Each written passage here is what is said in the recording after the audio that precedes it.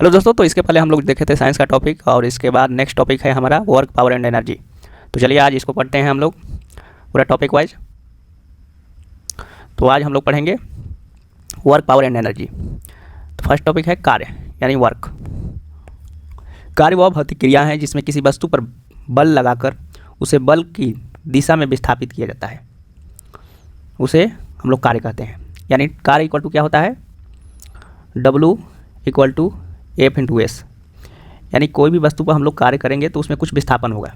जैसे ये कोई बक्स है और इस पर हमने फोर्स यहाँ से लगाया तो यहाँ से विस्थापित होकर ये यहाँ पे आया। तो इसमें देखो डिस्प्लेसमेंट कितना हुआ है, ये डिस्टेंस, इसमें कुछ विस्थापन हुआ है, यहाँ से यहाँ आया। तो यहीं यहाँ पे इसका परिभाषा में दिया है। तो W इक्वल टू क्या होता है, F इंटू एस। कार्य आदिश राशि है और कार्य का SI मात्रक क्या होता है, जूल होता है। तो ये कभी कभी डायरेक्ट ये फार्मूला पूछता है कि W इक्वल टू व्हाट, तो F इंटू एस। नेक्स्ट, शक्ति अथवा समर्थ, पावर। पावर किसी मशीन अथवा कर्ता के द्वारा कार्य करने की दर को समर्थ कहते हैं। किसी मशीन या कर्ता के द्वारा किया गया कार्य समर्थ कहलाता है। यानी समर्थ इक्वल टू क्या होता है, कार्य बटा समय, यानी P इक्वल टू W/T। तो ये फार्मूला याद रखेंगे क्योंकि इससे न्यूमेरिकल आ जाएगा फिजिक्स में। तो P इक्वल टू W/T। सामर्थ्य एक आदिश राशि है, कार्य भी क्या है, एक आदिश राशि है, वर्क आदिश राशि है। इसका SI मात्रक क्या होता है, जूल प्रति सेकंड, और कार्य क्या, जूल। नेक्स्ट है गतिज ऊर्जा। अब गतिज काइनेटिक एनर्जी। किसी गतिमान पिंड में उसकी गति के कारण उत्पन्न ऊर्जा को गतिज ऊर्जा कहते हैं। जैसे कोई यहाँ पे व्हील चक्कर लगा रहा है इस दिशा में, तो इसमें काइनेटिक एनर्जी होगी। गतिमान पिंड में उसकी गति के कारण उत्पन्न ऊर्जा को गतिज ऊर्जा कहते हैं। v वेग से गतिशील किसी m द्रव्यमान वाले पिंड की गतिज ऊर्जा हाफ mv² के बराबर होता है। यानी काइनेटिक एनर्जी इक्वल टू क्या होता है, हाफ mv², जहाँ भी उसका क्या है, गति है, और m क्या है, मास है। ठीक है, इस फार्मूले पे डायरेक्ट न्यूमेरिकल आ जाते हैं, तो ये आप लोग याद रखेंगे। ठीक है, kinetic energy equal to half mv²। Next, स्थितिज ऊर्जा, पोटेंशियल एनर्जी। किसी वस्तु में उसकी स्थिति अथवा आकृति में परिवर्तन के कारण जो ऊर्जा उत्पन्न होती है उसे उसकी स्थिति ऊर्जा कहते हैं, स्थितिज ऊर्जा इक्वल टू होता है mgh। अब यहाँ पे P इक्वल टू यानी potential energy equal to mgh। अब m यहाँ पे होता है मास और g होता है यहाँ पे ग्रेविटेशनल फोर्स,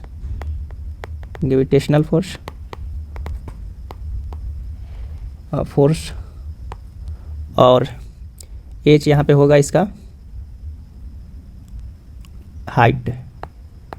ठीक है, तो ये स्थितिज ऊर्जा इक्वल टू क्या होगा, mgh, mass gravitational force multiply height.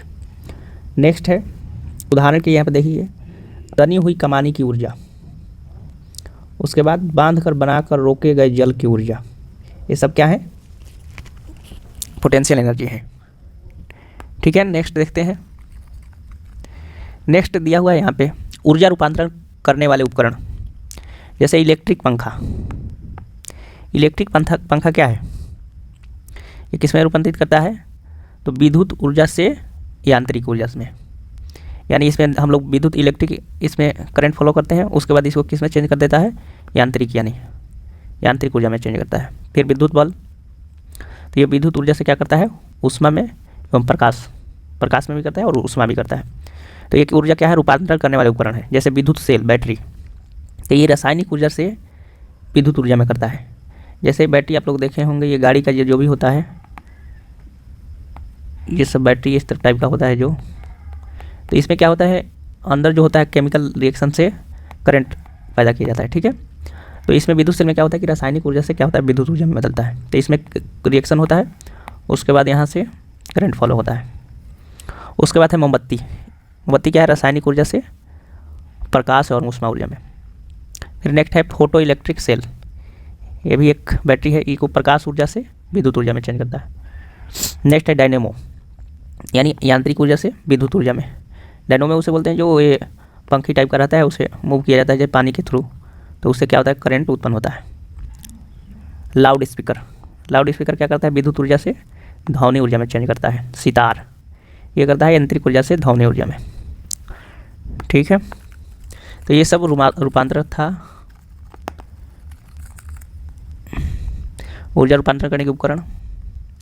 अब नेक्स्ट है ग्रेविटेशनल फोर्स, नहीं अभी इधर भी है। स्टीम इंजन, जो भाप वाले इंजन होते हैं वो क्या करते हैं, ऊष्मा ऊर्जा से यांत्रिक ऊर्जा। पहले रेलगाड़ियाँ इसी से चलती थी, स्टीम इंजन, ऊष्मा ऊर्जा से यांत्रिक ऊर्जा। टरबाइन का चलना यांत्रिक ऊर्जा से वैद्युत ऊर्जा में।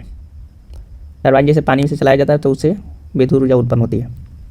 प्रकाश संश्लेषण सौर ऊर्जा से रासायनिक ऊर्जा, जैसे सोलर सिस्टम हो गया, सोलर से सौर ऊर्जा से रासायनिक ऊर्जा में। विद्युत जनित्र यानी यांत्रिक ऊर्जा से विद्युत ऊर्जा। विद्युत मोटर विद्युत ऊर्जा से यांत्रिक ऊर्जा। डीजल इंजन रासायनिक ऊर्जा से यांत्रिक ऊर्जा। ठीक है, तो ये सब रूपांतरण है। नेक्स्ट देखते हैं टॉपिक ग्रेविटेशन यानी गुरुत्वाकर्षण। गुरुत्व ग्रेविटी, गुरुत्व से आशय उस आकर्षण बल से है जिससे पृथ्वी किसी वस्तु को अपने केंद्र की ओर खींचती है। गुरुत्वीय त्वरण को जी से प्रदर्शित करते हैं और पृथ्वी पर जी का मान 9.8 मीटर प्रति सेकेंड स्क्वायर होता है। जी के मान में परिवर्तन, पृथ्वी के ध्रुव पर जी का मान अधिकतम होता है, अधिकतम, तथा भूमध्य रेखा पर सबसे कम होता है। यानी पृथ्वी के ध्रुव पर जी का मान क्या होगा, अधिक होगा, तथा भूमध्य रेखा पर सबसे कम होगा। लिफ्ट में पिंड का भार, ये क्वेश्चन बहुत पूछता है बार बार कि जब लिफ्ट ऊपर जाएगा नीचे जाएगा, तो weight of the body in lift, जब लिफ्ट नीचे की ओर यात्रा करती है तो लिफ्ट में स्थित पिंड का भार घटता प्रतीत होता है। जब भी आप लिफ्ट में चढ़ेंगे तो जब भी नीचे आएंगे तो लगेगा आपका शरीर हल्का महसूस होगा। जब लिफ्ट ऊपर की ओर यात्रा करती है तो लिफ्ट में स्थित पिंड का भार बढ़ता प्रतीत होता है। ठीक है, ये आप लोग प्रैक्टिकल एक बार करके चेक कर लीजिएगा, खुद समझ जाइएगा। तो ये क्या है, लिफ्ट में पिंड का भार। अब क्या है, एस्केप वेलोसिटी यानी पलायन वेग। पलायन वेग वह न्यूनतम वेग है जिसमें किसी पिंड को पृथ्वी की सतह से ऊपर की ओर फेंकने पर पिंड पृथ्वी के गुरुत्वीय क्षेत्र को पार कर जाता है तथा पृथ्वी पर वापस नहीं लौट आता है। उसे क्या कहते हैं, एस्केप वेलोसिटी, पलायन वेग कहते हैं। वैसे जैसे कोई चीज़ फेंके और वो गुरुत्वीय क्षेत्र में पार कर जाता है तथा पृथ्वी पर वापस नहीं आता है तो उसे पलायन वेग कहते हैं। अब पलायन वेग, पृथ्वी के लिए पलायन वेग का मान होता है 11.2 किलोमीटर प्रति सेकेंड। इतना स्पीड से फेंका जाता है तब जाकर पृथ्वी गुरुत्वीय क्षेत्र से बाहर चला जाता है। आवर्तकाल, टाइम पीरियड, एक कंपन या एक दोलन पूरा होने में लगे समय को आवर्तकाल कहते हैं।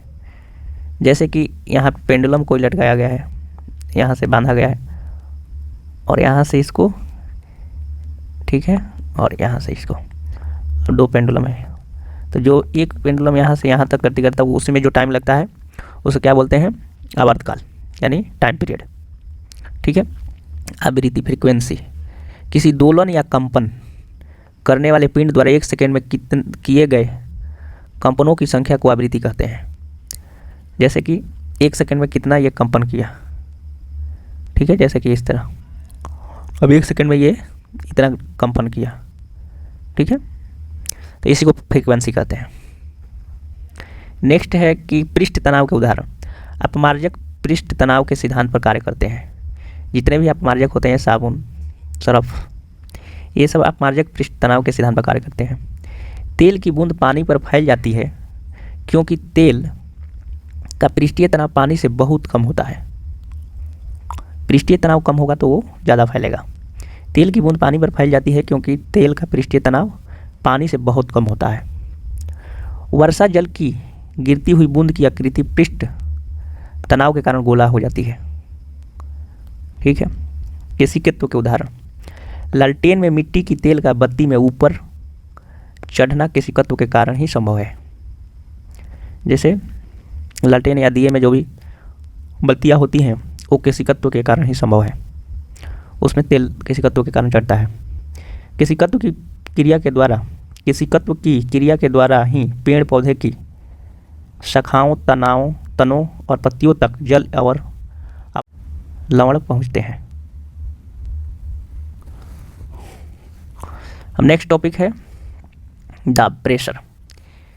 किसी सतह के इकाई क्षेत्र पर लंबवत लगने वाला बल दाब कहलाता है, अर्थात दाब इक्वल टू बल बटा क्षेत्रफल, यानी सतह के इकाई क्षेत्र पर लंबवत लगने वाले बल को दाब कहते हैं। तो P इक्वल टू क्या होगा, F/A। ठीक है। जैसे ये कोई सरफेस है और इस पर लंबवत यहाँ से कोई फोर्स लगाया जाता है। अब जितने यहाँ पे क्षेत्र पे बल लगेगा और कितने फोर्स से लग रहा है, तो इसी को F/A दाब इक्वल टू। ठीक है। दाब और क्षेत्रफल में व्युत्क्रम संबंध होने के कारण कम क्षेत्र वाली वस्तुएं अधिक दाब डालती हैं। सही बात है। देखिएगा, जिसका कम क्षेत्रफल होगा वो दाब बहुत डालेगी। जैसे कि एक मान लीजिए एक कील है और ये एक लकड़ी है, तो इसका क्या होता है, जो नोक होता है, टिप, वो बहुत कम क्षेत्रफल में होता है, जिससे कि आसानी से ये क्या होता है, इसमें चुभ जाता है। वहीं एक मोटे ये कील लीजिएगा और ये लकड़ी है, तो इसका क्या है, क्षेत्रफल क्या है, ज़्यादा है, तो जिससे इसमें क्या लगेगा, ज़्यादा बल लगेगा और इसमें कम लगेगा। ठीक है। तो दाब और क्षेत्रफल में व्युत्क्रम संबंध होने के कारण कम क्षेत्रफल वाली वस्तु अधिक दाब डालती है। हाँ, अधिक दाब डालती है। ये अधिक दाब डालेगी और ये कम दाब डालेगी। ठीक है। क्योंकि यहाँ पे इसका क्षेत्रफल ज़्यादा है और यहाँ पे कम है, तो जिसका कम होगा वो ज़्यादा दाब डालेगी। फिर नेक्स्ट यहाँ पे आ जाते हैं, आयुदाबी को बैरोमीटर भी कहते हैं। इसकी सहायता से मौसम का पूर्वानुमान लगाया जा सकता है। ठीक है। आयुदाबी को बैरोमीटर से कहते हैं, इसकी सहायता से मौसम का पूर्वानुमान लगाया जाता है। किसी स्थान की आयुदाब में शीघ्रता से कमी आना उस क्षेत्र में आंधी या तूफान आने या तेज हवाएं चलने का संकेत देता है। किसी स्थान की आयुदाब में शीघ्रता से, यानी एक बार उसमें आयुदाब में कमी आना, तो उस समय उस क्षेत्र में आंधी या तो तूफान आएगा या तेज हवाएं चलने का संकेत देता है। नेक्स्ट टॉपिक है तरंग, वेव। विद्युत चुंबकीय तरंग, इलेक्ट्रोमैग्नेटिक वेव। ये तरंगें विद्युत चुंबकीय क्षेत्रों के कंपन से उत्पन्न होती है। ये तरंगें बिना किसी माध्यम की सहायता से गमन कर सकती है। इनकी चाल प्रकाश की चाल के बराबर होती है। विद्युत चुंबकीय तरंगें, ये तरंगें विद्युत चुंबकीय क्षेत्र के कंपन से उत्पन्न होती है। ये तरंगें बिना किसी माध्यम की सहायता से भी गमन कर सकती है। इनकी चाल प्रकाश की चाल से के बराबर होता है। ठीक है। विद्युत चुंबकीय तरंगें अनुप्रस्थ तरंगें होती हैं। विद्युत चुंबकीय तरंगें कैसी होती है, ट्रांसवर्स वेव होती है, यानी अनुप्रस्थ तरंग होती है। विद्युत चुंबकीय तरंगों की अवधारणा मैक्सवेल द्वारा प्रस्तुत की गई है। दृश्य स्पेक्ट्रम में लाल रंग की तरंगदैर्घ्य सबसे अधिक तथा बैगनी रंग की तरंगदैर्घ्य सबसे कम होती है। दृश्य स्पेक्ट्रम में लाल रंग की तरंगदैर्घ्य सबसे अधिक तथा बैगनी रंग की तरंगदैर्घ्य सबसे कम होती है। नेक्स्ट टॉपिक है साउंड, यानी ध्वनि। ध्वनि तरंगे, साउंड वेव। ध्वनि या यांत्रिक तरंगों का एक प्रकार है जिसका अनुभव हम अपने कानों द्वारा कर सकते हैं। ध्वनि तरंगें माध्यम की सहायता से चलती है और ये निर्वात से नहीं गुजर सकती है। ध्वनि तरंगों के लिए हमको माध्यम की आवश्यकता पड़ती है, ये निर्वात में चल ही नहीं सकती। आयु में ध्वनि तरंगें अनुदैर्घ्य प्रकृति की होती है। ध्वनि तरंग 3 प्रकार की होती हैं।